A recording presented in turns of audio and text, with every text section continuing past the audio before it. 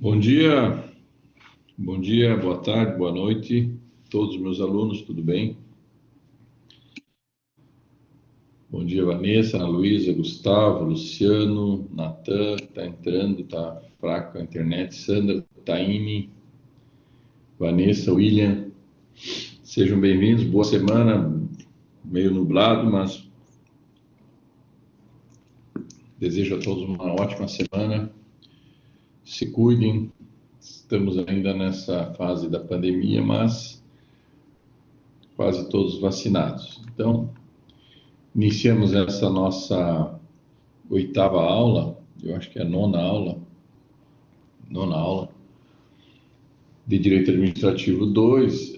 Na semana passada, nós encerramos a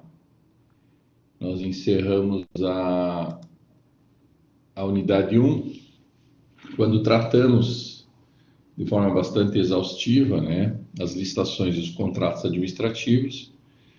E na última aula falamos sobre contratos administrativos, no qual abordamos as formas, as espécies de contratos, as características específicas dos contratos, né?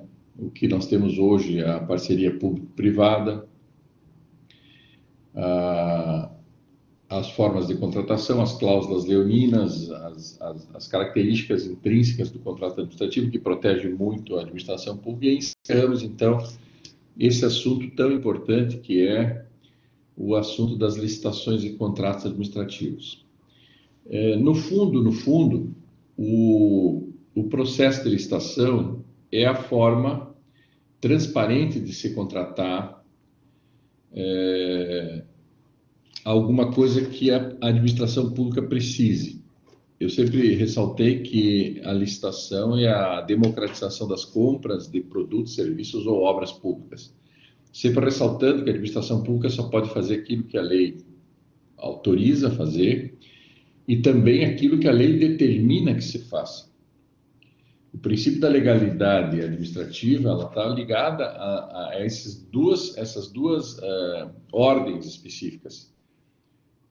Administrador, só faça o que a lei permite e faça o que a lei determina que se faça. Às vezes as pessoas que estudam direito administrativo pensam que a administração pública só pode fazer aquilo que a lei permite, mas existem algumas situações em que há o devir de fazer. E o administrador público precisa fazer. Grace, bom dia. Ana Luísa, bom dia. William, bom dia. Então, essas determinações de que se faça assim ou assado, né, para o administrador é muito importante. Não fazer desta forma significa uma infração político-administrativa, que se confunde um pouco com os crimes até de responsabilidade. Ou seja, o administrador, quando se elege ou quando passa num concurso público, também não deixa de ser um administrador ocupante de cargo efetivo, né, porque ele ocupa uma unidade de poder também. Vejo que o Poder Executivo, Poder Legislativo, Poder Judiciário, Ministério Público, Defensoria Pública, ou seja, todos os órgãos da administração pública direta e indireta, esses poderes são divididos em unidades menores de poder. Esses poderes são os cargos. Então, existem cargos eletivos, que são os cargos políticos, existem cargos que são ocupados através de concurso público, de provas ou provas de títulos, que são os ocupantes de cargos efetivos ou de empregos públicos, depende da situação, como a Caixa Econômica Federal, por exemplo, o servidor ocupa um emprego público. Já na administração direta, ocupa um cargo efetivo. Essas unidades de poder, todas elas somadas, formam o poder. O Estado funciona se funcionam estes poderes. O funcionamento do Estado depende disso. O Estado busca sempre o bem coletivo. Um livro importante que vocês devem ler é A Função Social do Estado Contemporâneo, do professor César Passo, que eu li na última semana. Ele apresenta como objetivo principal do Estado produzir o bem comum. Se ele não cumprir com essa função social, que é cuidar das diferenças, mas com igualdade de condições, e isso é um dos termos que o professor César Passo usa, o Estado não se justifica, não há porquê a existência do Estado. Então, as pessoas agiriam de forma individualizada, de forma privada. O Estado representa o interesse que não é privado, representa o interesse que é público. Se o Estado se sustenta pela tributação e há uma democracia na tributação, ou seja, se busca dinheiro de todos de forma isonômica, né, como a Constituição prevê para os tributos, uma isonomia de tratamento, é importante que o Estado também, ao gastar esse dinheiro, haja de forma isonômica, haja de forma pública, haja de forma transparente, haja de forma planejada. E aí o Brasil tem uma série de mecanismos, né, que possibilitam esta gestão pública planejada e transparente. E uma destas previsões legais que nós temos no Brasil atualmente é a famosa Lei de Responsabilidade Fiscal. É uma lei que foi promulgada dia 4 de maio de 2000, é uma lei que adotou o número 101, é uma lei complementar 101, e é uma lei complementar que já tinha previsão de existir desde 88, quando a Constituição da República foi promulgada e publicada. Então, o artigo 163 da Constituição Federal, ou Constituição da República Federativa do Brasil, que é o termo mais correto de se falar, a Constituição da República, ela definiu algumas leis como sendo complementares ao texto constitucional. E uma dessas leis é a lei de responsabilidade fiscal, que é a lei que cuidará das finanças públicas, da organização das finanças públicas, da gestão das finanças públicas, ou seja, é uma lei que cuida do gasto público, certo? Nós temos uma lei ordinária, a 4.320 de 64, que fala sobre a contabilidade pública. Não esqueçam dessa lei. A lei, vou colocar aqui, Lei 4.320 de 64. Esta lei, né, ela trabalha a questão contábil, contabilidade pública. Embora ela não esteja assim escrito na sua ementa, é a lei que trata da questão financeira também, da contabilidade dos gastos, dos pagamentos, da forma de pagamento, dos empenhos, ou seja, como que o gestor deve agir quando for pagar alguma coisa. Então, a lei 4.320 de 64 é uma lei muito importante, inclusive nos concursos públicos, ela é muito requisitada quando se faz concurso para auditor fiscal, fiscal de tributos, ou mesmo para juiz federal, né, para agente administrativo, depende da situação. Essa lei é importante, é uma lei federal que cuida da contabilidade pública da União, Estados e Municípios, ela vale para todos. É a lei, por exemplo, que prevê que não se pode pagar nada, né, que a administração pública não pode pagar nada sem antes ter liquidado a nota fiscal, ou seja, ter conferido se aquele produto, aquele serviço ou aquela obra efetivamente foram realizados, foram entregues ou foram prestados. Se o serviço foi prestado, se a obra foi concluída, pelo menos parte da obra, é possível ir pagando as obras na medida que elas vão se desenvolvendo, se o produto foi entregue e se o produto é de acordo com o contrato firmado. Tudo isso se chama liquidação da nota de empenho. Então, a contabilidade pública, essa lei é importante. Bom, aí nós temos o artigo 163, que diz que as finanças públicas serão regidos, né, serão tratados em lei específica chamada lei complementar, adotando a lei complementar. Vejam que a lei complementar é uma lei que complementa a Constituição, por isso que ela precisa de um quórum de maioria absoluta para ser aprovada. Todos os projetos de leis complementares precisam de maioria absoluta para se tornarem leis definitivamente. A lei complementar, vou escrever aqui, a lei complementar número 101, de 4 de maio de 2000, ela cumpre essa tarefa, né? Ela cumpre essa tarefa de complementar a Constituição no que se refere à questão da responsabilidade fiscal. Então, essa lei se chama Lei de Responsabilidade Fiscal. Também adota essa sigla, né? Se vocês forem ler alguns livros sobre a Lei de Responsabilidade Fiscal, essa é a sigla adotada por todos, né? LRF. Bom, a Lei de Responsabilidade Fiscal ela deve ser analisada, estudada dentro e interpretada dentro de um sistema de normas. Ela parte da Constituição, depois é uma lei que complementa a Constituição, precisa ser analisada à luz também da Lei 4.320 de 64, e ela é uma sucessão, né, uma sucessão de atos praticados pela administração pública federal, principalmente, até que ela se tornasse efetivamente uma lei. Então, nós vamos tratar aqui de um pequeno histórico, né, um pequeno histórico acerca da Lei de Responsabilidade Fiscal. Pergunto se vocês estão me vendo a contento, se o volume está correto. A Idália diz que sim. Peço que, se precisarem, abram o microfone, interrompam, perguntem. Da mesma forma como nós estamos agindo até hoje, né? Já temos aqui 19 alunos, vou ler alguns aqui. O Adriano entrou, a Ana Luísa, o Gabriel, a Grace, o Gustavo, a Idália, a Júlia, o Lucas, o Luciano, a Luzmila, o Natan, a Sandra, a Taíne, a Valentina, a Vanessa. Todos estão presentes. O William, o Luiz Rafael está sem conexão, deve estar entrando daqui a pouco. Então, bom dia a todos, para quem eu não cumprimentei, porque às 8 horas em ponto a gente iniciou a aula. Então, essa aula está sendo gravada, vai ficar depois disponível para que vocês possam assistir novamente.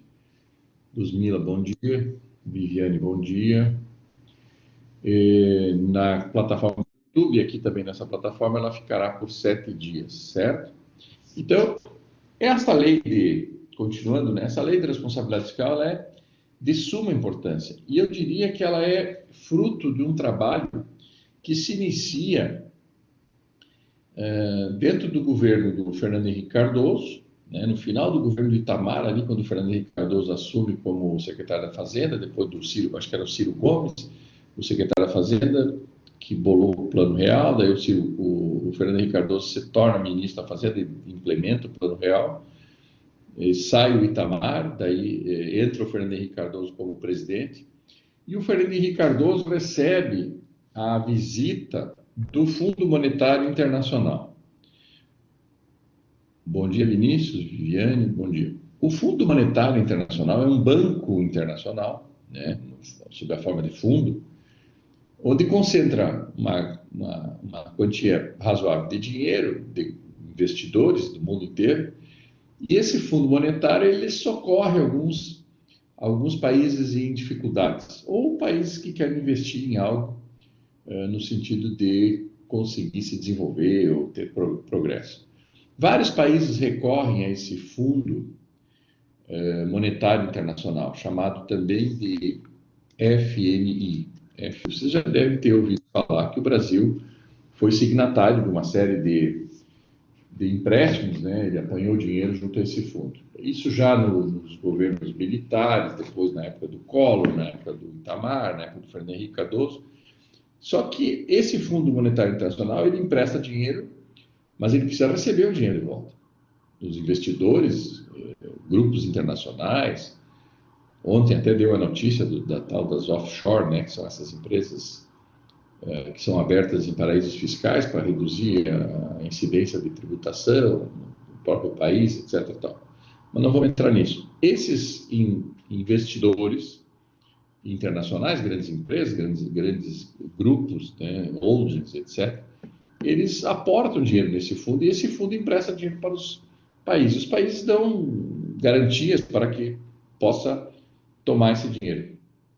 Esse dinheiro depois vai ser utilizado em obras públicas, em investimento, para movimentar a economia, né? Você sabe que o país movimenta a economia quando o próprio país investe, né, em obras e contrata empresas e fomenta os giros, a circulação de obras, produtos e serviços, é que faz com que a economia cresça.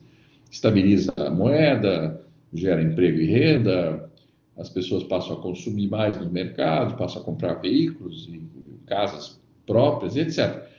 Tudo está dentro de um conjunto. Então, o país, sempre que necessário, busca dinheiro fora e depois fica devendo. É uma dívida externa que normalmente é considerável. E tem o juro da dívida, tem a correção monetária da dívida, tem a atualização da moeda, que é o dólar, esses empréstimos são em dólares e etc. Então, o Brasil, ao tomar esse dinheiro, e não só o Brasil, Argentina, Paraguai, Uruguai, sei lá, países da América Latina e outros países da África e outros países da Europa também, eles buscam nesses fundos recursos financeiros para fomentar a economia do próprio país, né? Às vezes o país tem dificuldade de circular moeda dentro do seu próprio país, trazendo de fora, ele injeta aquilo dentro do país, até injetando dólar, o dólar baixa de valor, uma série de circunstâncias que levam os países a buscar esse dinheiro. O FMI, ali por volta de 92, 93, né, já na época do Fernando Henrique Cardoso, busca, através dos seus técnicos, orientar os países ou pressionar os países que tinham apanhado dinheiro junto ao fundo, que tomasse algumas decisões, algumas providências, algumas decisões, algumas atitudes, no sentido de agir dentro do governo de forma responsável. O FMI faz uma carta de intenção ou um protocolo de atuação, uma carta de intenção, e força os países a tomarem essas atitudes no sentido de transformar a gestão pública em algo planejado, algo transparente e algo responsável. Por que o FMI toma essa atitude e passa a visitar os países em que o fundo teria crédito a receber? Porque os países que deviam para o FMI começaram a não pagar as suas dívidas junto ao fundo, começaram a atrasar o pagamento das dívidas. E o FMI, então, se deu conta que a gestão pública nesses países em desenvolvimento era completamente desorganizada, sem planejamento, sem transparência, e isso trazia um risco muito grande ao próprio Fundo Monetário Internacional. Eu estou contextualizando essa época de 1900, 1995, para dizer que o Fundo Monetário Internacional vem até o Fernando Henrique Cardoso e diz: olha, Fernando Henrique Cardoso, tu tem que fazer uma reforma do Estado, tu tem que promover uma reforma do Estado, no sentido que o Estado se comporte de forma mais gerencial, mais responsável. Ou seja, tu não pode fazer um concurso público e um servidor, por exemplo, ocupar um cargo durante 2 anos e aí o governo concede a estabilidade para aquele servidor, nunca mais avalia se ele está trabalhando bem ou não, e ele adquire a estabilidade, que é o que tem na Constituição Federal do Brasil. Isso lá em 92, 93. Então, o FMI faz uma cartilha, tipo um protocolo de intenções. Olha, cumpram com isso, reformem a Constituição, emendem a Constituição, no sentido de fazer com que a gestão pública seja mais responsável. Nesse sentido, então, o Fernando Henrique Cardoso, lá em 95, ele elabora um projeto de lei que é um programa de desenvolvimento da administração pública, um PRDE, Plano de Reforma, Reforma e Desenvolvimento da Administração Pública, Reforma e Desenvolvimento do Estado, um Programa de Reforma e Desenvolvimento do Estado, PRDE. O ministro da Fazenda da época, me parece que era o Maílson da Nóbrega, que era um economista, e esse economista, então, montou um projeto e disse: olha, vamos aprovar um projeto na Câmara, no Congresso Nacional, e vamos instituir esse programa, um programa de reforma da administração pública. E esse programa, de fato, foi implementado em 95. Em 98, por pressão também do FMI, foi feito a emenda 19, a emenda 20, e em seguida, ali depois de de 2000 e pouco, 2002, me parece, a emenda 25. Esta emenda 19 é a maior emenda que a Constituição de 88 sofreu até hoje. A emenda 20, a Constituição número 20, de 98 também, mais para o final do ano, de 98, é uma mini reforma da Previdência, onde ficou mais difícil se aposentar, onde ficou configurado na contribuição previdenciária que ela seria solidária, ou seja, aqueles que se aposentam continuam contribuindo para aposentar as pessoas que estão vindo, estão ainda trabalhando. Então, essas duas mudanças são importantíssimas para o governo federal, para o governo estadual e para o governo municipal. Por quê? Porque elas balizaram uma forma diferente, elas estabeleceram uma forma diferente de gestão pública. Então, vocês devem ler a emenda 19, vocês devem ler a emenda 20 e também a emenda 25, que trabalhou a questão dos municípios, principalmente o número de vereadores, gasto com vereadores, etc. Ou seja, parece que o foco do problema eram os vereadores. No fim, regulamentou um pouco essa questão da fixação dos subsídios dos vereadores e da quantidade de vereadores em cada município, para reduzir também o gasto com o pessoal no âmbito dos municípios, já que nós temos 5.470 municípios, me parece, no Brasil. Então, é importante regulamentar isso. Então, nessa lógica, nessa discussão imposta pelo FMI, nós tivemos o PRDE em 95, a emenda 19, em junho de 98, nós tivemos depois, no final de 98, a emenda 20, que é uma reforma previdenciária, no sentido de reduzir os gastos com a administração pública e torná-la mais eficiente. Um exemplo disso, por exemplo, é que agora os servidores, a partir de 98, os servidores públicos, que se vocês fizerem concurso público, vocês vão estar submetidos a um estágio probatório, vocês estarão como estagiários durante 3 anos na administração pública, e se passarem pelas avaliações que é chamada de estágio probatório, vocês adquirirão estabilidade no serviço público após 3 anos, não mais após 2 anos de exercício. Antes era 2 anos de exercício, adquiria-se a estabilidade. Agora vocês viram no Direito Administrativo 1 que após 3 anos somente se adquire estabilidade. Houve também uma mudança radical, no artigo 37, na cabeça do artigo 37 da Constituição, quando foi incluído o princípio da eficiência na administração pública. Professor, então, nós tínhamos o princípio da legalidade, o princípio da impessoalidade, o princípio da moralidade e o princípio da publicidade. Esses eram os 4 princípios da administração pública, ou seja, a administração pública teria que agir de forma legal, impessoal, moral e dar publicidade aos seus atos. A partir de 98, ou seja, 10 anos depois de promulgada a Constituição, surge um novo princípio no texto constitucional, que é o princípio da eficiência. O que é o princípio da eficiência trazido pela emenda 19?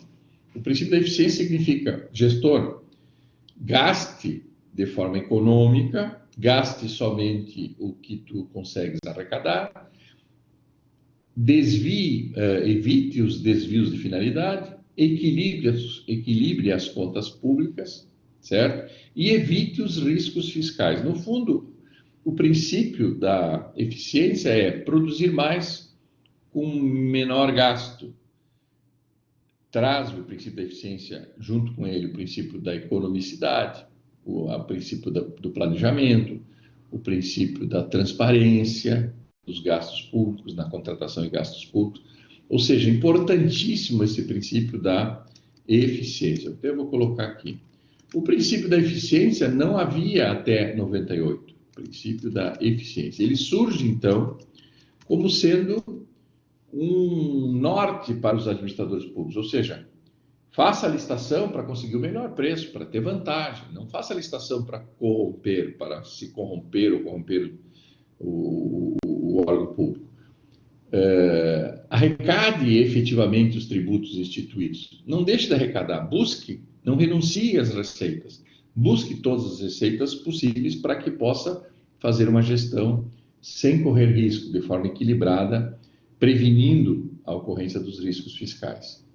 Então, o princípio da eficiência é uma exigência do FMI ao governo federal. Alguns poderiam pensar assim, professor, mas isso aí não está certo, né? O FMI, o Fundo Monetário Internacional, vir aqui no Brasil e implantar isso ou exigir a implantação do princípio da eficiência na administração pública. Não vamos discutir essa questão do mérito. O que existe é que isso houve, isso aconteceu, certo? Se isso macula a nossa soberania, a nossa autonomia, a nossa soberania, principalmente, dá para se discutir, né? Porque o Estado é um território ocupado por um povo, como é o Brasil, é um território definido, ocupado por um povo com um governo soberano. Essa soberania significa respeito, né, às decisões do próprio país. E isso não pode ser fragilizado de forma alguma. Mas como o FMI era um credor importante e o Brasil precisava pagar suas dívidas com o FMI, esta interferência do FMI na administração pública aconteceu. E foi na época do Fernando Henrique Cardoso. O Fernando Henrique Cardoso, então, toma essa atitude de elaborar o programa de reforma da administração pública, reforma da PRDE, Programa de Reforma da Administração Pública e Desenvolvimento do Estado, né? Programa de Reforma e Desenvolvimento do Estado, PRDE, e depois elabora a emenda constitucional 19 e elabora a emenda constitucional número 20. Além disso, em 2000, é elaborado também a Lei de Responsabilidade Fiscal. Vocês ouviram falar em 2015, quando do impeachment da presidente Dilma, que ela teria descumprido, né, através de uma pedalada fiscal, a Lei de Responsabilidade Fiscal. O foco da denúncia foi esse. Se fez ou não fez, não vamos discutir. O que há de concreto é que houve uma denúncia feita por advogados proeminentes, como Miguel Reale, por exemplo, e que acusaram a presidente de ter pedalado, ou seja, algo que ela não tinha em caixa, ela emprestou para os agricultores fazer a safra e esperando devolver esse dinheiro com a arrecadação futura. Então, isso foi considerado por eles, os advogados, uma pedalada fiscal, que é contra o que prevê a lei de responsabilidade fiscal. Se é grave, se não é grave, se isso era motivo para cassação, é uma discussão política que nós não temos que entrar aqui nesse momento. Acontece que isso aconteceu, de fato isso aconteceu. Então, havia um momento político de crise e tal, e se consumou a tal da cassação. Alguns diziam, mas isso acontecia em todos os estados e municípios, a União já fazia, outros não interessa. Interessa que aquilo foi motivo para a cassação e aconteceu efetivamente a cassação.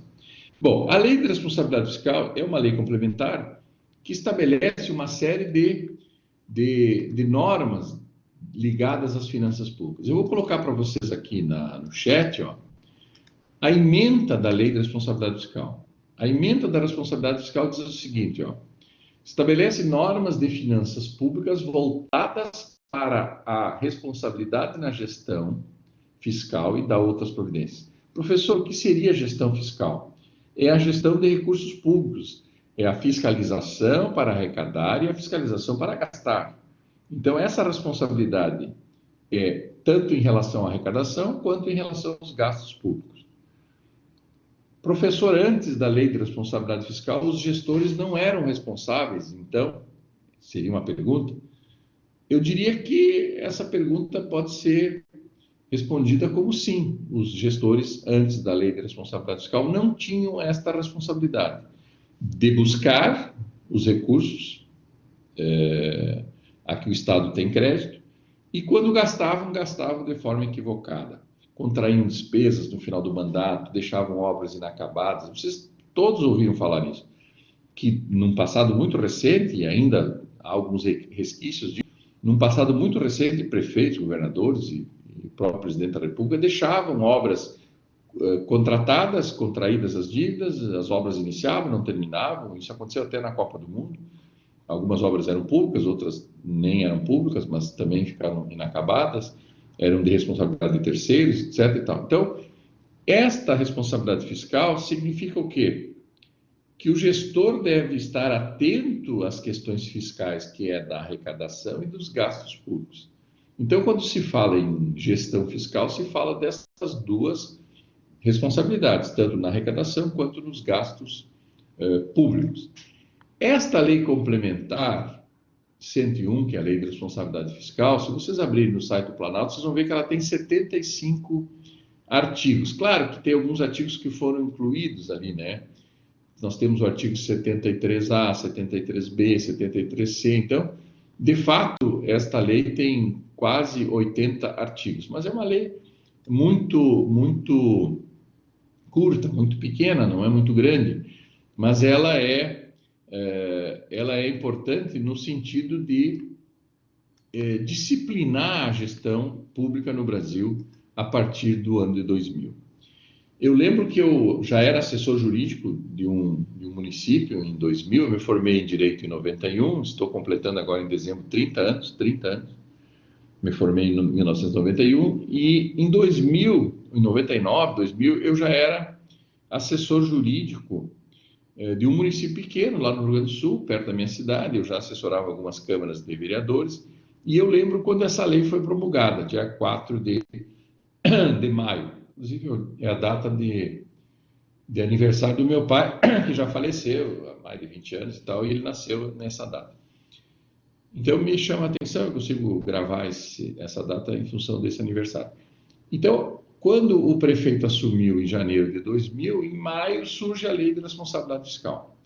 Estes prefeitos que assumiram em 2000 ficaram apavorados com a Lei de Responsabilidade Fiscal. Eu lembro que o Tribunal de Contas do Rio Grande do Sul convocou os prefeitos eleitos para algumas palestras, alguns seminários, no sentido de tentar explicar, né, as consequências da entrada em vigor da Lei de Responsabilidade Fiscal. E essa Lei de Responsabilidade Fiscal, ela determina no parágrafo 1º, né, o artigo 1º praticamente é a cópia da ementa, né? Estabelece normas de finanças públicas voltadas à administração pública ou gestão fiscal pública. O parágrafo 1º diz o seguinte, ele define o que é uma responsabilidade fiscal. A responsabilidade na gestão fiscal, presta atenção que está aqui no chat, ó, pressupõe ação planejada e transparente. Então, estas duas expressões, ação planejada e transparência, são as duas diretrizes que norteiam a Lei de Responsabilidade Fiscal. Então, não esqueçam nunca isso. A Lei de Responsabilidade Fiscal é para buscar planejamento na arrecadação e nos gastos e transparência na arrecadação e nos gastos públicos. Esta ação planejada e esta transparência servem para prevenir riscos, corrigir desvios capazes de afetar o equilíbrio das contas públicas. Então, eu poderia resumir para vocês que a Lei de Responsabilidade Fiscal ela tem duas diretrizes com 3 objetivos. Duas diretrizes e 3 objetivos. A primeira diretriz, a ação do gestor público tem que ser planejada, há que ter um bom plano plurianual, há que ter uma boa lei de diretriz orçamentária, há que ter uma boa lei orçamentária anual, que é feita todo ano, assim como a lei de diretrizes, e o plano plurianual, que é feito a cada 4 anos, deve ser muito bem elaborado. Então, agir de forma planejada é o que acontece na iniciativa privada. Por que não acontece isso na administração pública? Porque os administradores públicos se elegem achando que aquilo é um oba-oba, que a administração pública é algo de uma aventura, é fruto de uma aventura, de um momento da vida dele, que ele se elegeu prefeito, que ele se elegeu governador, caiu no colo, como aqui em Santa Catarina, caiu no colo do cara que era bombeiro, que era professor, daí caiu, o outro era o Luiz Henrique da Silveira, historiador, o Pavão foi governador, não era formado em nada, o Maldani, eu acho que era advogado, sei lá, esses todos que se tornaram governadores, parece que quando se elege, daí se dão conta que cai no colo deles um cargo, assim como os prefeitos, que às vezes não têm formação técnica nenhuma, né, e podem, porque são cidadãos, podem ser eleitos, e aí quando cai no colo deles um cargo de importância como prefeitura, uma prefeitura, um município, um estado ou a União, ficam apavorados. E aí é que eu recomendo sempre, Se tu te torna um gestor público e tu não conhece a gestão pública, te assessora de quem conhece, te assessora de quem é competente. Às vezes, os cargos de assessoria são ocupados por outros políticos que também não têm conhecimento técnico nenhum. E aí é o caos, aí é a desgraça, aí é uma gestão não planejada, não responsável. Os riscos vão acontecer, o equilíbrio das contas públicas vai ser afetado. E é problema para todo mundo. Não é uma questão que é um problema para o governo, é um problema que afeta todo mundo. Afeta no preço dos produtos, na inflação, em tudo, todo mundo é afetado. Principalmente os mais carentes são afetados pelo desequilíbrio das contas públicas. Primeira diretriz da Lei de Responsabilidade Fiscal, ação planejada. Segunda diretriz, ações planejadas e transparentes. Elas devem ser transparentes, ou seja, tem que prestar conta, tem que dar publicidade a ponto de ser transparente. Vejam que o princípio da publicidade já havia no artigo 37. A Lei de Responsabilidade Fiscal não fala em princípio da publicidade, fala em transparência, que é muito mais do que publicidade. Publicidade é a divulgação de atos oficiais, publicação de diário oficial, isso é publicidade dos atos. Agora, transparência significa prestar contas em audiências públicas, discutir os planos em audiência pública, como a própria Lei de Responsabilidade Fiscal exige, discutir a lei de diretriz orçamentária, discutir a lei do orçamento do ano, tem que explicar para as pessoas quanto vai arrecadar, quanto vai gastar, onde vai gastar. Isso é uma ação planejada e transparente. Então, essas são as duas diretrizes que caem nos concursos públicos, no exame da OAB. Sempre é perguntado quais são as diretrizes da Lei de Responsabilidade Fiscal. São duas, ação planejada e ação transparente. Para que servem essas diretrizes? Quais são os objetivos, então, dessas diretrizes, se elas forem implementadas efetivamente? Prevenir riscos fiscais, ou seja, arrecadar e gastar o que arrecadou. Isso é prevenção de riscos. Corrigir desvios capazes de afetar o equilíbrio das contas públicas. Então, evitar desvios de conduta do gestor público e prevenir, prevenir os riscos para corrigir os desvios e equilibrar as contas públicas, ou seja, o gestor público responsável é aquele que gasta aquilo que arrecada. Não arrecadou, limita os gastos. Não arrecadou, limita empenho, limita contrato, limita pagamento. Não gasta com cargos, reduz cargos em comissão, reduz horas extras, reduz aumento real para os servidores, mudanças do plano de carreira para beneficiar os servidores. Tudo isso traz, às vezes, desequilíbrio às contas públicas. Não que os servidores não mereçam, muitas vezes merecem e terão direito, desde que as contas públicas estejam equilibradas. O parágrafo 1º diz assim: para que isso aconteça, mediante o cumprimento, deve cumprir com metas de resultados entre receitas e despesas, obediência a limites e condições no que tange a renúncia de receita, geração de despesa com pessoal, seguridade social e outras dívidas consolidadas imobiliárias, operações de crédito, inclusive por antecipação da receita, concessão de garantias e inscrições em verso a pagar. Então, a responsabilidade da gestão fiscal tem duas diretrizes: ação planejada e transparente. Eu planejo para não errar, para prevenir riscos fiscais. Esses riscos fiscais, eles acontecem se eu cumprir as metas do meu planejamento. Quais são as metas? Eu tenho que prever a arrecadação e arrecadar, prever os gastos e gastar de acordo com o que eu previ. Então, obediência aos limites e condições no que tange a renúncia de receita significa cobrar os tributos devidos. Inscrever em dívida ativa, executar judicialmente, protestar os devedores, ir atrás do dinheiro público, porque não ir atrás do dinheiro público é uma corrupção quase que idêntica ao desvio de dinheiro público após a arrecadação. Quero repetir isso. Quando o gestor público não arrecada o que tem direito, o Estado, de arrecadar, quando ele não age, quando ele não contrata auditores fiscais, não remunera bem essas pessoas, quando não faz com que a Procuradoria execute os devedores, principalmente dos tributos, Essa renúncia de receita é quase tão grave quanto a corrupção, de botar dinheiro no bolso depois de arrecadado. O gestor público, e parece que evidente que vocês entendam assim, ah, não, o cara é corrupto porque ele desviou dinheiro público. O dinheiro entrou e ele tirou para ele. Ele contratou uma empresa que depois passou dinheiro para ele e tal.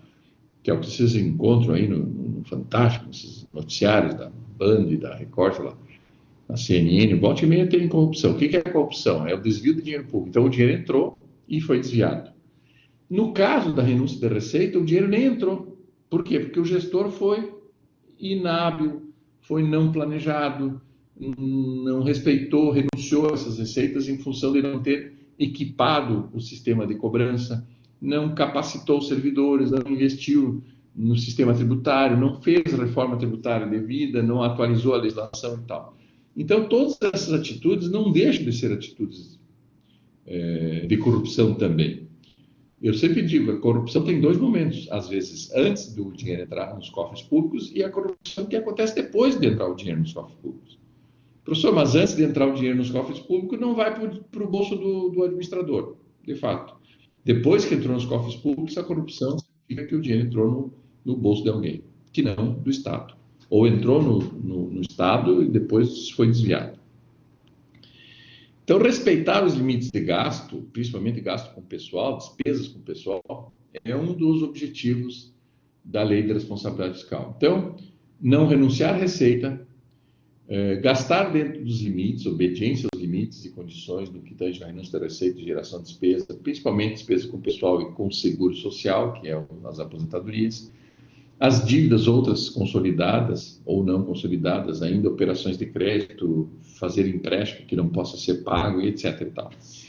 Então, aqui no parágrafo 1º, basicamente, o que tem aqui no parágrafo 1º deveria estar no caput do artigo 1º, mas a lei optou em colocar todas essas definições e as diretrizes, as metas e os objetivos da Lei de Responsabilidade Fiscal no parágrafo 1º, certo? Então, o parágrafo 1º é importantíssimo. O parágrafo 2º, ele estabelece o alcance, né, dessa lei de responsabilidade fiscal. Num primeiro momento, parecia que essa lei era só para a administração pública federal, mas aqui eu estou colocando para vocês o parágrafo 2º, que diz o seguinte, ó, as disposições desta lei complementar obrigam a União, os estados, o Distrito Federal e os municípios, ok? Bom, com isso, eu vou abrir aqui.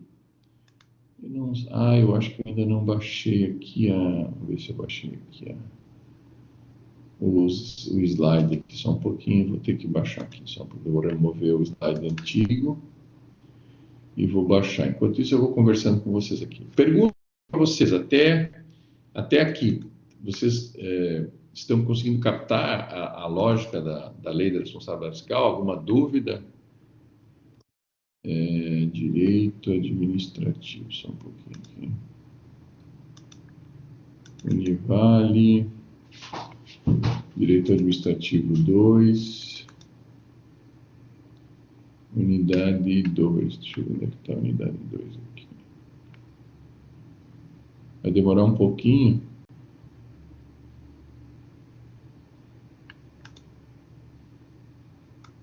Vai demorar um pouquinho para que eu venha baixar aqui. Bom, enquanto vai baixando o arquivo, que vocês já têm acesso aí no material didático, vocês têm acesso ao arquivo da unidade 2. Enquanto vai baixando o arquivo, eu vou dar alguns lembretes. Pergunto, tudo ok? Estão ouvindo? Estão entendendo? Deixa eu abrir aqui. Bom dia, bom dia. Ninguém está falando nada. São 25 alunos aqui presentes. Entrou mais alguém. A Sandra disse que está ok. Olha só.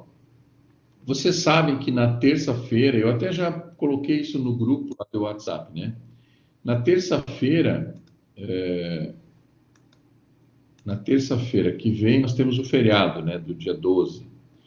Na sexta-feira também é feriado, do dia 15, que é o dia do professor.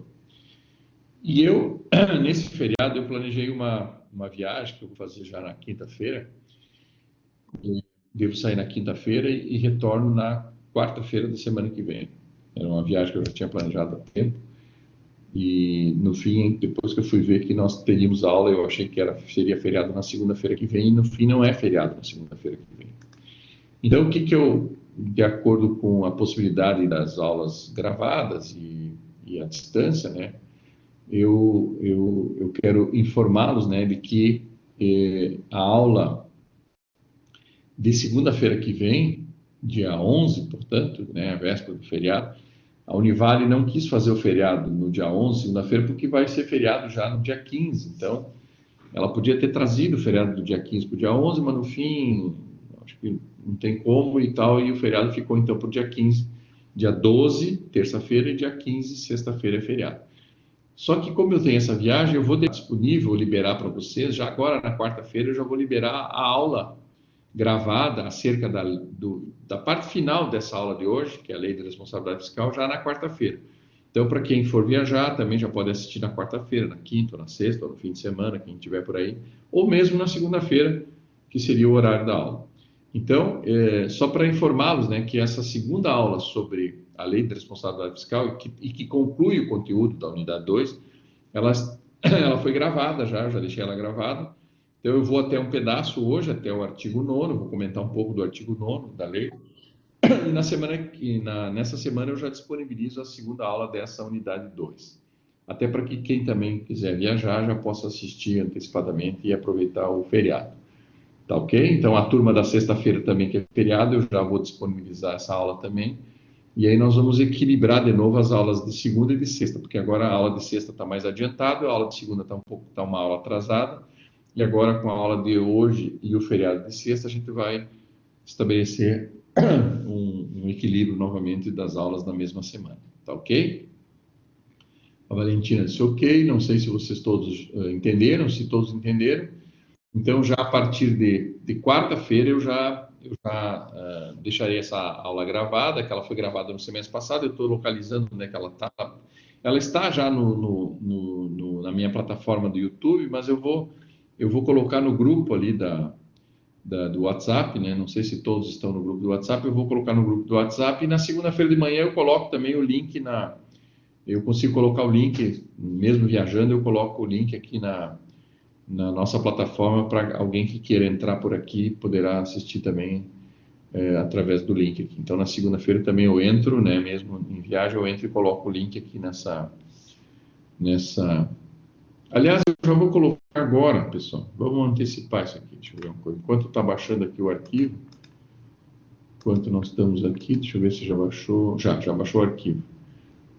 Então, a aula da semana que vem, deixa eu ver onde é que eu salvei ela aqui. Eu salvei ela aqui, já vou colocar para vocês, para a gente não... Depois eu coloco no grupo também. A aula do dia... Ixi, cliquei em cima aqui, só um pouquinho. A aula do dia 11. Aí vocês já têm aqui... Já salvem esse link aqui, só um pouquinho. Vamos ver se vocês conseguem salvar o link aqui. Aqui está. Bom, essa seria a segunda aula desse conteúdo que nós estamos iniciando hoje. Eu coloquei a aula do dia 8, que é o pessoal dessa sexta-feira agora, que eu vou estar viajando, e na segunda, dia 11 do 10, também a aula gravada. Então, por favor, já copiem e colhem esse link aí em algum lugar, aí não... E depois eu vou colocar também no nosso grupo de WhatsApp, que facilita também para vocês assistirem no carro, em qualquer lugar que vocês estejam, vocês poderão assistir a aula também. Tá ok? Tudo entendido? Bom, o arquivo que nós disponibilizamos dessa unidade para vocês agora está aqui. E eu vou passar aqui alguns slides rapidamente, que a gente já comentou. O slide aqui, número 1, fala da reforma do Estado, né, que foi feita eu vou até colocar aqui, vou demarcar aqui. Essa reforma do Estado que foi feita em 95, foi uma imposição do FMI. Depois nós tivemos a emenda, ficou apagada aqui, ficou a emenda 19 e 20, a emenda 25.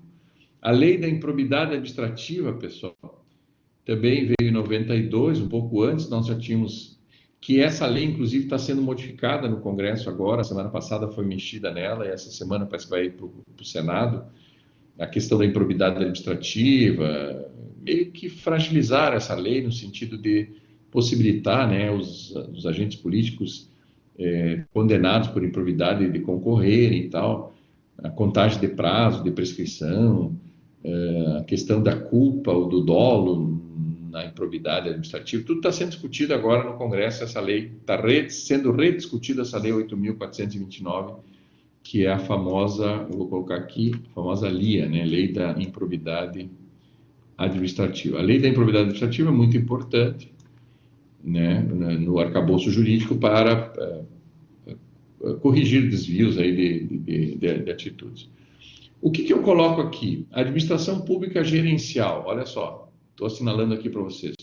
O administrador público não pode administrar coisa pública de forma irresponsável, ele tem que agir como se ele fosse um gerente das finanças públicas, tanto na arrecadação quanto no gasto. Os mecanismos de gerenciamento público responsável estão na Lei Complementar 101, essa lei que estamos falando, que é a Lei de Responsabilidade Fiscal. Então, a partir de 2000, ficou mais fácil, né, o gestor público, atendida essas previsões legais da Lei de Responsabilidade Fiscal, ficou mais fácil o gestor público ser responsável. Como ele não tinha uma lei específica dizendo como ser responsável, agora, a partir de 2000, nós temos uma lei que diz, olha, se tu agires desta forma, de acordo com essa lei, que essa lei é a Lei Complementar 101, se tu agires dessa forma, tu estás agindo de forma gerencial, de forma eficiente, de forma responsável. Então, a Lei de Responsabilidade Fiscal facilita a vida do gestor público para que ele se torne um gestor responsável. Esta lei, ela se sustenta sobre os princípios da administração pública, e aqui eu trago o princípio da eficiência como destaque aqui nesse slide, porque o princípio da eficiência ela vem para a Constituição em 98, só que havia uma dúvida, afinal, mas o que é ser eficiente na gestão pública? É fazer um gerenciamento responsável. O que é um gerenciamento responsável? É corrigir os desvios para evitar o desequilíbrio das contas públicas. Então, prevenir riscos, evitar os desvios e corrigir e trabalhar a questão do equilíbrio das finanças públicas, certo? Então, prevenir riscos, corrigir os desvios e equilibrar as finanças públicas. Esse é o objetivo principal da Lei de Responsabilidade Fiscal. Então, a ideia de administração pública gerencial ou responsável foi introduzido pelo princípio da eficiência no artigo 37 e agora nós temos uma regulamentação disso. Se havia dúvida para o gestor, seja ele prefeito, governador, ou presidente da República, ou presidente da Câmara, ou presidente do Senado, ou presidente do Congresso, ou procurador-geral do Estado, ou o chefe dos defensores públicos, se havia dúvida como agir para ser um gestor público responsável, agora nós temos, então, o princípio da eficiência estabelecido na Constituição e uma lei estabelecendo as diretrizes para essa responsabilidade e as metas a serem atingidas. As diretrizes, então, são duas, né?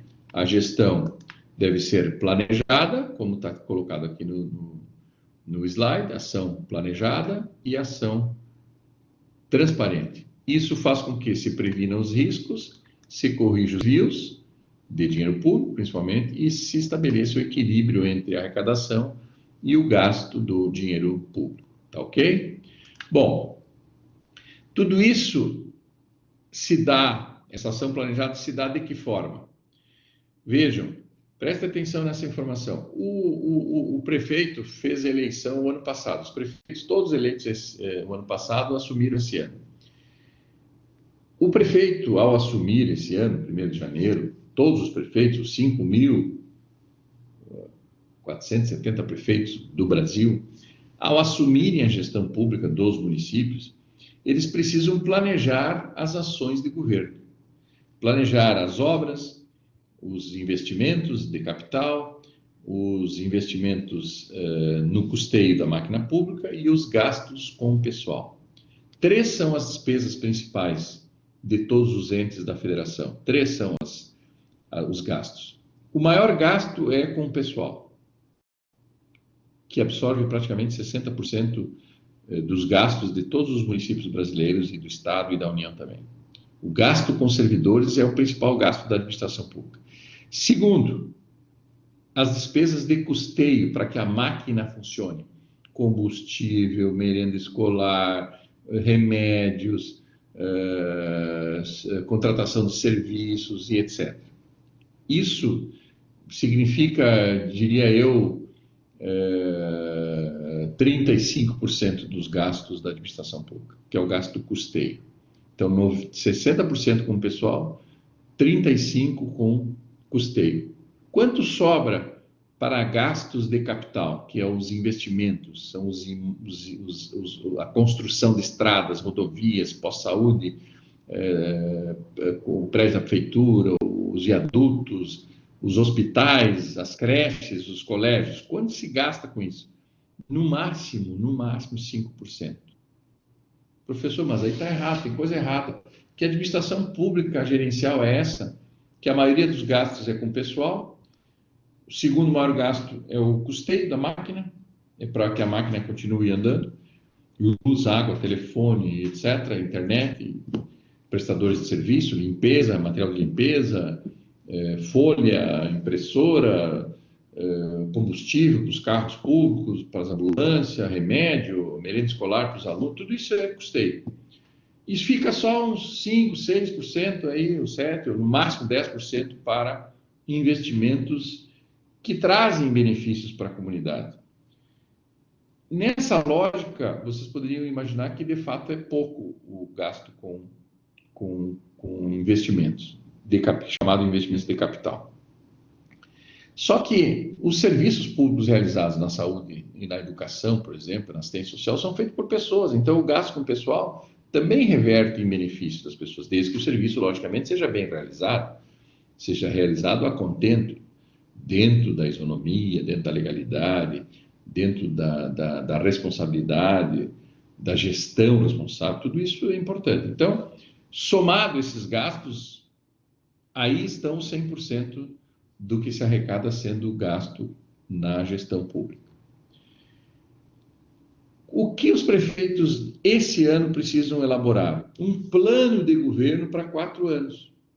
Então, o prefeito eleito em 2020, que foram as eleições do ano passado, eles têm até agora, tiveram até agora, metade de setembro, para enviar para a Câmara de Vereadores o plano plurianual de investimentos, tanto de pessoal, quanto de capital, quanto de custeio.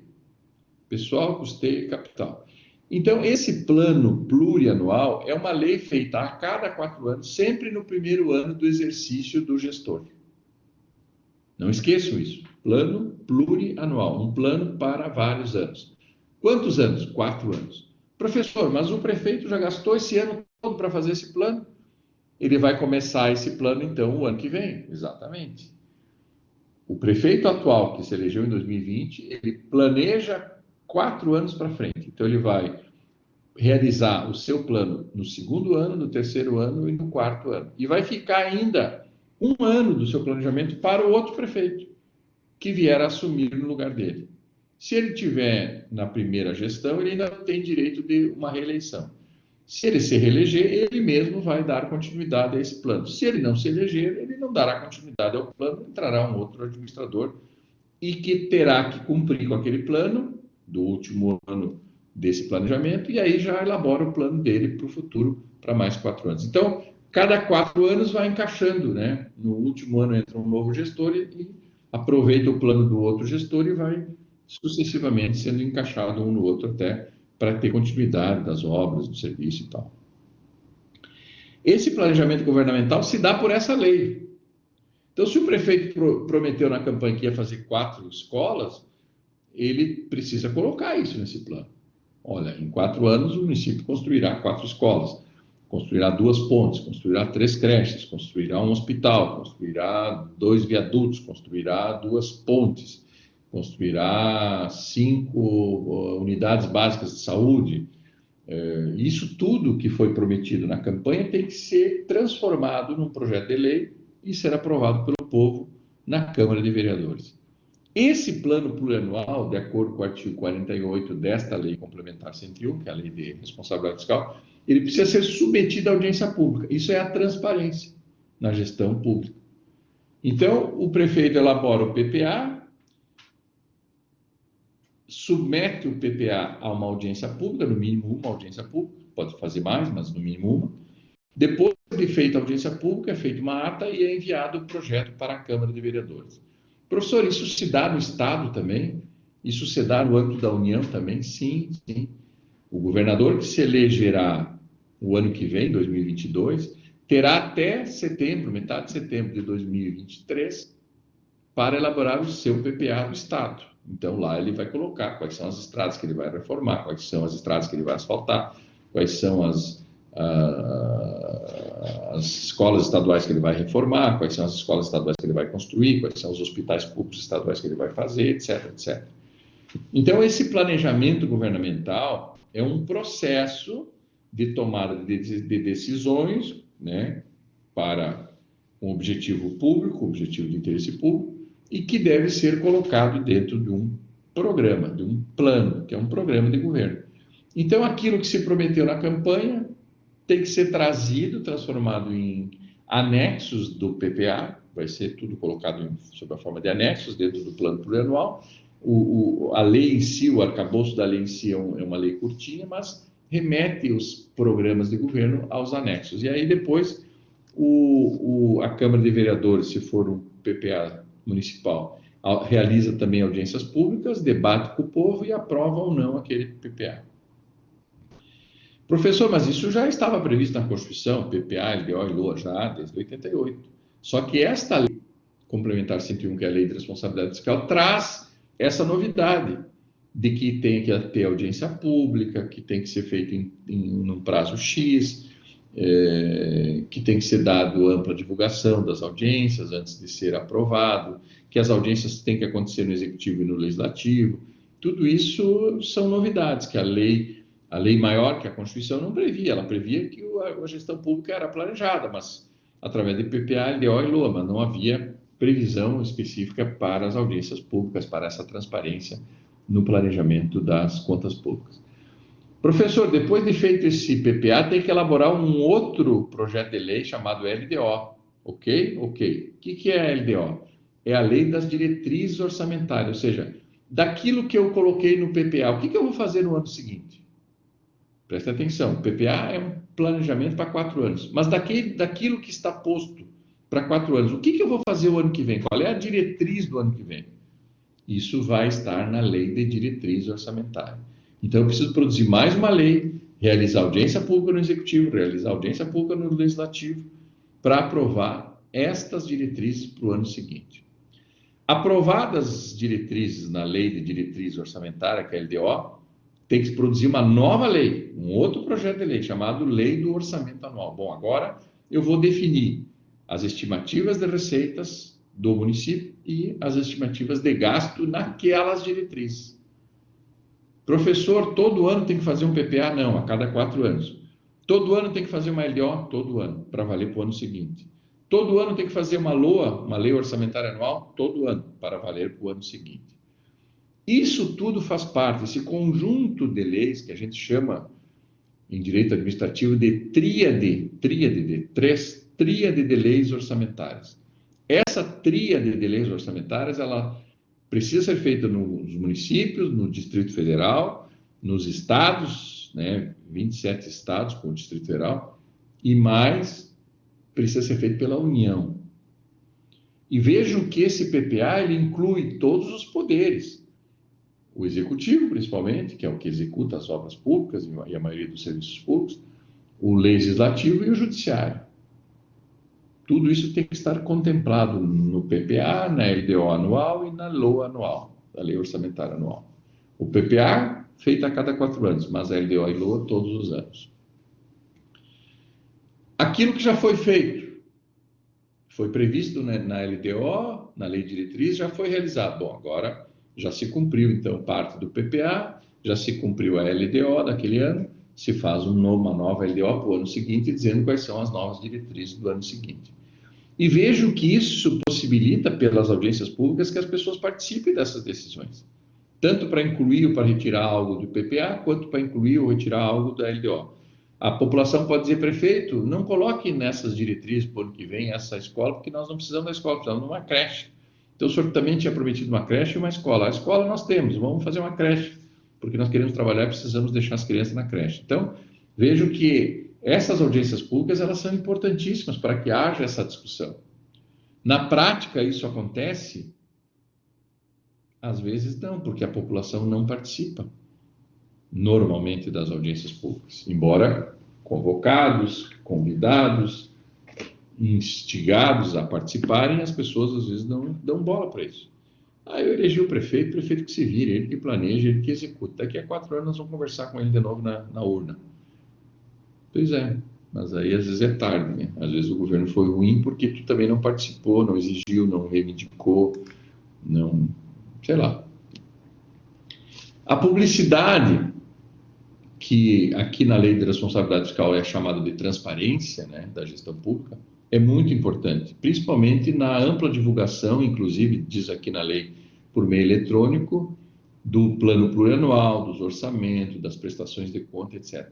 Professor, quando encerra um bimestre, o prefeito precisa entregar, o prefeito, o governador e o presidente, isso vale para todos os gestores, né? Eles precisam entregar essas contas do bimestre para o Tribunal de Contas? Sim. Vocês vão ver agora que vai começar a aparecer os relatórios que a Lei de Responsabilidade Fiscal obriga que sejam entregues. Então, essa transparência na gestão fiscal, ela é muito ligada a esses relatórios. A entrega obrigatória, sujeita a multa se não for entregue, né, que vai pegar no bolso do gestor. 30% do subsídio do gestor do ano ele vai perder se não entregar esses relatórios, que nós vamos falar agora daqui para frente. Mas eles fazem parte dessa diretriz chamada transparência na gestão pública. Então, todos os planos plurianuais, LDO, LOA e as prestações de contas, os relatórios que são enviados ao Tribunal de Contas, precisam ser submetidos à audiência pública. É mesmo, professor? Eu nunca vi falar nisso, eu nunca vi falar que o prefeito de Balneário, de Itapema, de Camboriú, tenha demonstrado bimestralmente e quadrimestralmente o que arrecadou e o que gastou. Eu nunca vi isso. Eu nunca vi ele prestar conta disso. Mas é prestado conta. E é em audiência pública. E acontece aonde? Na Câmara de Vereadores, onde o povo se reúne para discutir as contas públicas. Para discutir as contas, para discutir a gestão pública. Aonde que é a casa do povo? É no Legislativo. Não é no Judiciário, não é no Executivo. O Executivo presta contas para o Tribunal de Contas, vem parecer do Tribunal de Contas e ele é submetido à audiência pública obrigatoriamente. A cada 4 anos, a cada 4 meses, todos os municípios e o Estado e a União precisam apresentar se as contas públicas estão equilibradas. Quanto se arrecadou, quanto se gastou com pessoal, quanto se gastou com custeio, quanto se gastou com investimento. Isso tudo consta desses relatórios quadrimestrais, que são os relatórios de gestão fiscal. Relatório de gestão fiscal, RGF, é a sigla desses relatórios. Esses relatórios precisam ser elaborados pelo contador do município, pelo contador do estado, pelos contadores da União, precisam ser enviados pelo sistema informatizado dos tribunais de conta. Os tribunais de contas emitem um parecer, analisam, investigam, apuram as contas, emitem um parecer, esse parecer volta para o executivo submete esse parecer e essas contas ao povo na Câmara Legislativa, nas câmaras legislativas, que é o Poder Legislativo. Se vocês não sabiam disso, isso existe, isso acontece, e se vocês não participam, está na hora de começar a se antenar que isso é importante. É importante. Em Itapema, a gente faz sempre no plenário ali da Câmara de Vereadores, né, no plenarinho da Câmara, no plenário da Câmara de Vereadores, a cada 4 meses é feita uma convocação, inclusive por meio eletrônico, por site, e-mail, no site da Prefeitura, no rádio, né, a gente publica a data e o horário dessas audiências públicas para a prestação de contas. Isso acontece em todos os municípios, não é só em Itapema. Estou dando o exemplo de Itapema, mas isso acontece também em Balneário, Camboriú, etc., Itajaí. Ok? Vamos lá. Essa publicidade, então, que agora é mais ampla, é chamada na lei de responsabilidade fiscal de transparência. Transparência pública é importante para que se haja fiscalização. E aqui eu trago, né, e sublinho aqui, né, qual é o objetivo, qual o objetivo da gestão de responsabilidade fiscal? Qual é o objetivo principal? Equilíbrio das contas públicas, mediante eliminação dos déficits. O que eu consigo eliminando os déficits? Eliminando a falta de arrecadação ou o gasto excessivo? Eu consigo o equilíbrio das contas públicas. Professor, o Estado precisa ter lucro? Visa lucro? Não, não visa lucro. O Estado não visa lucro. O que se arrecada num ano tem que gastar naquele ano. O que se arrecada no outro ano vai ser gasto no outro ano. Não precisa ter sobra. Se tiver sobra, melhor, mas não precisa ter sobra. A sobra é o interesse público, a sobra é o benefício dado às pessoas. Para isso serve o Estado e para isso que o Estado se justifica, para cumprir uma função social. A função social do Estado se divide em várias situações: meio ambiente, segurança, saúde, educação, previdência, direitos dos idosos, direitos dos adolescentes, proteção à criança, proteção à mulher, proteção às diferenças. Tudo isso é função do Estado. Então, quando eu tenho equilíbrio das contas, eu consigo realizar essas atividades importantes e que justificam a existência do Estado. Se o Estado não tem equilíbrio das contas públicas, se ele não elimina os déficits, ele tem dívidas, e essas dívidas precisam ser pagas. E vão ser pagas aonde? Por quem? Pela própria população. Aí vai aumentar os tributos, vai aumentar as exigências fiscais. Então, para que isso não aconteça, para que não haja esse desequilíbrio, é necessário eliminar os déficits, reduzir dívidas, para que se gaste apenas aquilo que se arrecada. O objetivo principal da lei de responsabilidade fiscal é esse, né? Eliminar dívidas, reduzir custos e equilibrar as contas públicas. Os mecanismos que asseguram a efetiva arrecadação, que está colocado aqui por fim, é a cobrança efetiva da tributação. A lei de responsabilidade fiscal, inclusive, ela considera crime de responsabilidade não arrecadar os tributos instituídos pelo município, pelos estados e pela União. Certo? Então, prestem bem atenção. Se você for ser gestor público, fique atento a isso. Nós temos aqui que a lei de responsabilidade fiscal, eu já mostrei para vocês, né, no parágrafo 2º, né, do artigo 1º, diz que a lei deve ser cumprida pelo Poder Executivo, pelo Poder Legislativo, pelo Poder Judiciário, pelo Ministério Público, pela Administração Direta, pelas fundações, pelos fundos, fundações, empresas estatais dependentes. Professor, então, as sociedades de economia mista estão fora e as empresas públicas não dependentes estão fora. Sim, pela lei, sim. Então, esta lei da responsabilidade fiscal diz que toda administração direta e indireta está submetida, deve obediência à lei da responsabilidade fiscal. Certo? Até aqui tudo bem? Ok? Já falamos sobre o atingimento. Bom, aqui nós temos então um quadro importante que fala da transparência, artigo 1º, parágrafo 1º do artigo 1º, parágrafo 1º do artigo 1º fala da transparência. O planejamento também está no parágrafo 1º do artigo 1º, mas consta também do artigo 4º ao artigo 7º da lei, e a necessidade de que haja um efetivo controle interno da responsabilidade fiscal. Então, o sistema de controle interno está estabelecido na Constituição no artigo 74. O sistema de controle interno nós vamos trabalhar depois da aula da semana que vem, né, quando a gente for falar em controle administrativo, eu vou tratar um pouco dessa questão da figura das atividades, da importância do controle interno, que é aquele controle que é feito internamente ao poder, de dentro para fora, pelo próprio poder, ou seja, o autocontrole administrativo exercido pelo controle interno.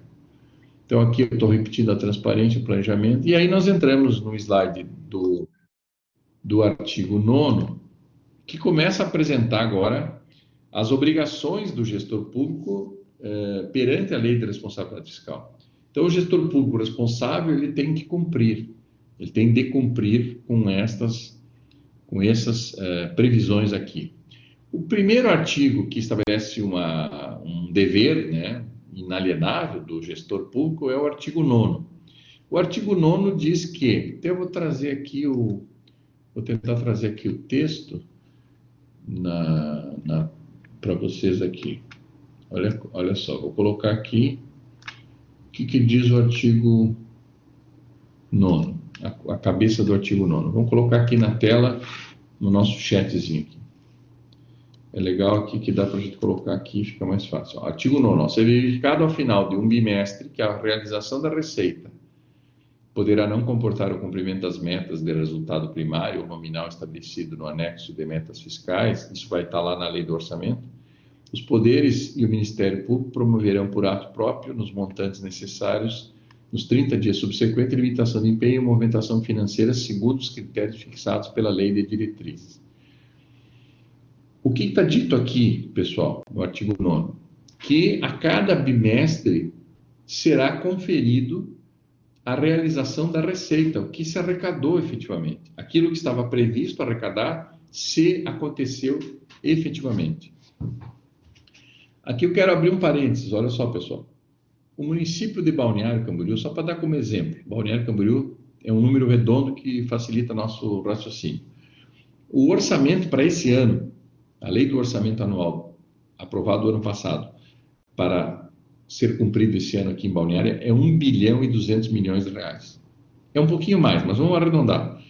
O município de Balneário previu o ano passado que esse ano a arrecadação seria de 1 bilhão e 200 milhões.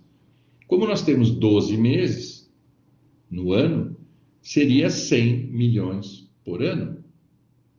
100 milhões por mês, perdão, 100 milhões por mês, que daria 1 bilhão e 200 milhões por ano.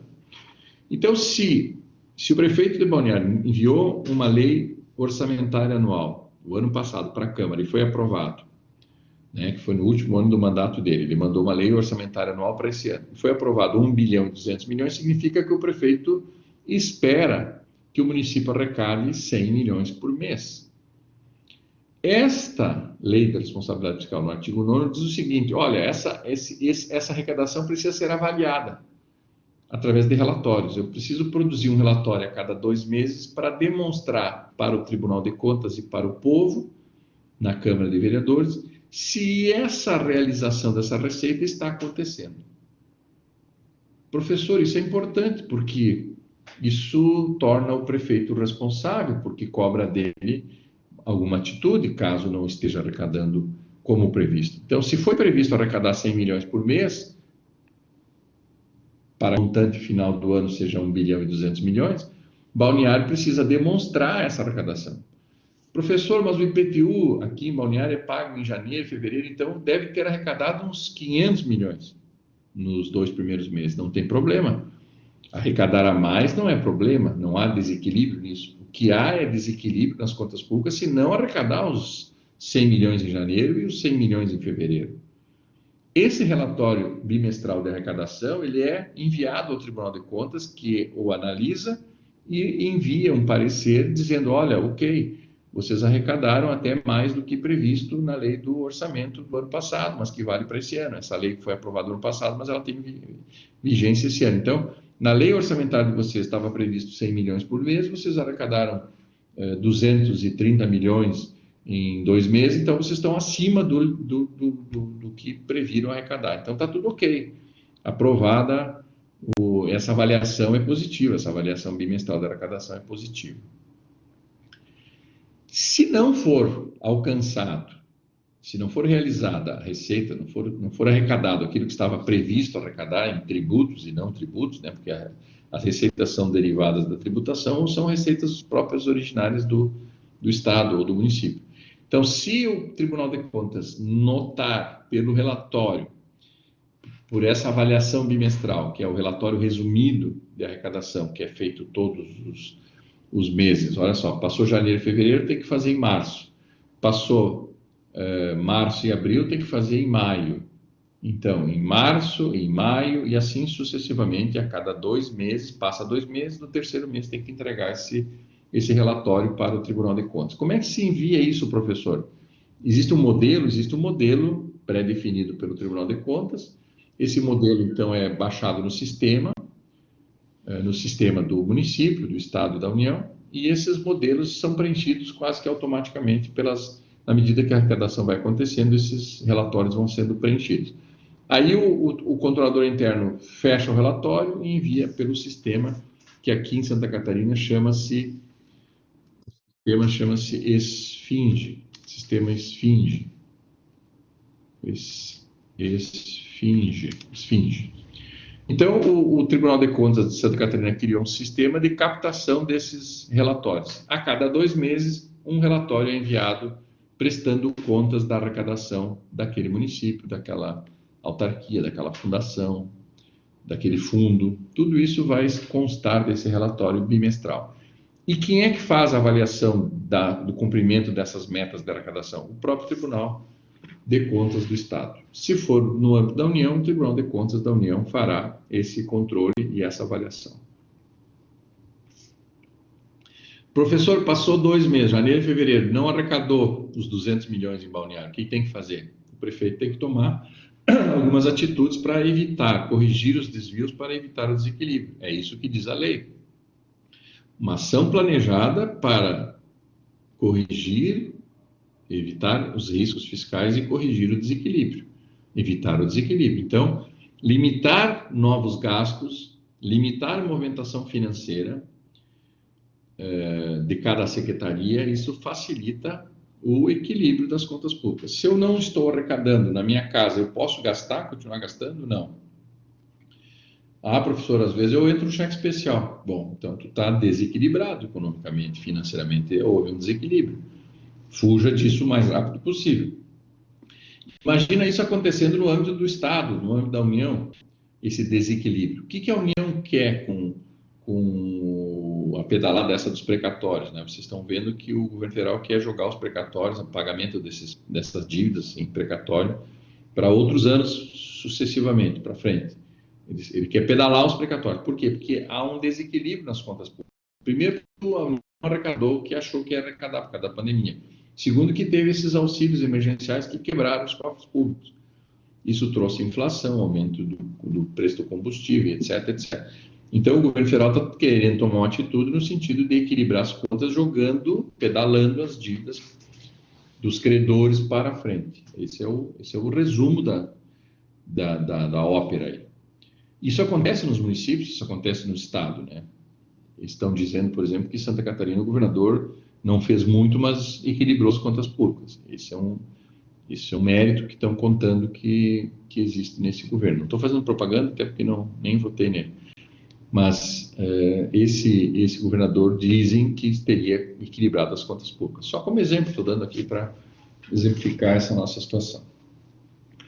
Bom, essa limitação de empenho de movimentação financeira busca restabelecer o equilíbrio das contas públicas. E o que é essa correção de desvio? Porque cada 2 meses é possível que o gestor saiba dos resultados da arrecadação e dos gastos. Então, a cada 2 meses, um relatório de arrecadação, e a cada 4 meses, aí vem aqui o próximo slide, que aí nós vamos encerrar por aqui, em maio, setembro e fevereiro, também tem que haver uma avaliação dos gastos públicos. Então, até o final, olha o que diz aqui o parágrafo 4º.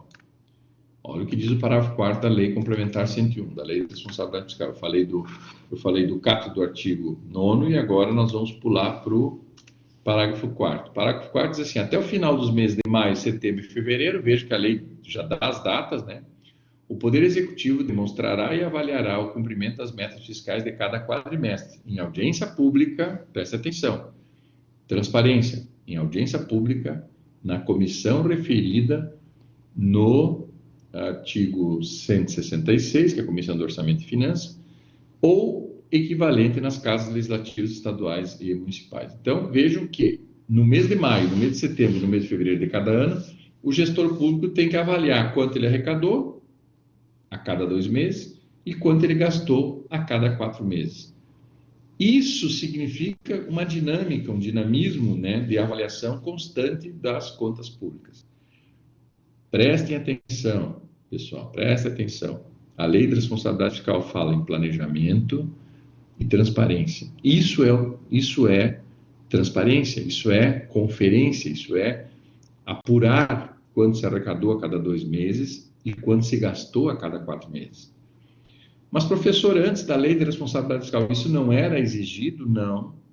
Quando é que o prefeito, o governador fazia essa conferência, essa avaliação? No final do ano, fechava as contas e aí ele tinha 2 meses, janeiro e fevereiro do ano seguinte, para prestar conta para a Câmara de Vereadores. Aí mandava uma cópia para o Tribunal de Contas. Só que, pessoal, eu vou avaliar se arrecadei e quanto gastei a cada ano. Se eu for prefeito 4 anos, eu vou fazer 4 avaliações. É pouco. Uma gestão de milhões de reais. É pouco. Assim, a lei da responsabilidade fiscal, ela coloca o quê? Avaliações bimestrais de arrecadação e avaliações quadrimestrais de arrecadação novamente, porque já passou 2 meses de novo, e mais os gastos, principalmente os gastos com pessoas, gastos com o custeio. Então, essas avaliações sendo feitas em maio e fevereiro, em setembro de cada ano, em fevereiro, significa que um ano tem 12 meses, nós vamos fazer 3 avaliações, uma a cada 4 meses. É melhor fazer avaliações a cada 4 meses ou é melhor fazer a cada ano? Depois de um ano, já foi o boi com as cordas, já foi a vaca para o brejo, já o desequilíbrio se estabeleceu. E o gestor público do passado, antes da lei de responsabilidade fiscal, era assim.